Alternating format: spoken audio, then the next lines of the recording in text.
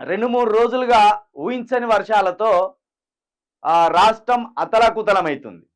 తెలంగాణతో పాటు అటు ఆంధ్ర కూడా భారీ వర్షాలతో అర్థం కాని పరిస్థితుల్లోకి వెళ్ళిపోయింది. భారీ వర్షాలతో రేవంత్ రెడ్డి గతంలో ఈ ప్రభుత్వం విఫలమైపోయింది, వర్షాలను వరదల వల్ల వచ్చిన ముప్పును నివారించడంలో గత ప్రభుత్వం విఫలమైపోయింది అని పొంకనాలు పొంకిండు. కానీ తీరా ఇదే రేవంత్ రెడ్డి గారు ఖమ్మం పోతే అక్కడి ప్రజలు చిత్కరించి ఆఖరికి గో బ్యాక్ సీఎం అని నినాదాలు కూడా ఇవ్వవలసిన పరిస్థితి ఏర్పడింది.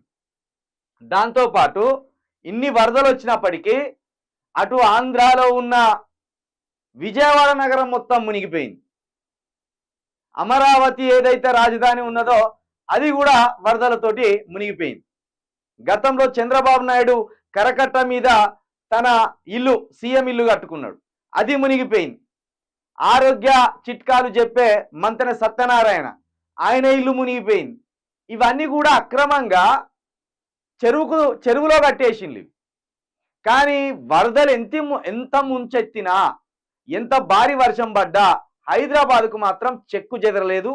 దాంతోపాటు కాళేశ్వరం అక్కర రాదు, కాళేశ్వరం కూలిపోయింది, కాళేశ్వరంలో 1,00,000 కోట్లు పోసినట్టుగానే అని చెప్పి భ్రమ పెట్టాలని చూసిన ఇప్పటి అధికార పక్షం, అప్పటి ప్రతిపక్షమైన కాంగ్రెస్ మాటలు ఏమాత్రం నిజం కాదన్నట్టు భారీ వర్షాలకు కాళేశ్వరం ఇంచు కూడా పడిపోకుండా అట్లనే నిలబడ్డది.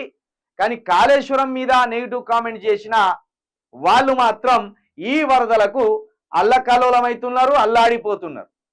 అటు ఈ భారీ వర్షాలకు భారీ వరదలకు అక్కడ ప్రకాశం బ్యారేజ్ కూడా దాంట్లో 2 పిల్లర్లు కొట్టుకపోయినాయి.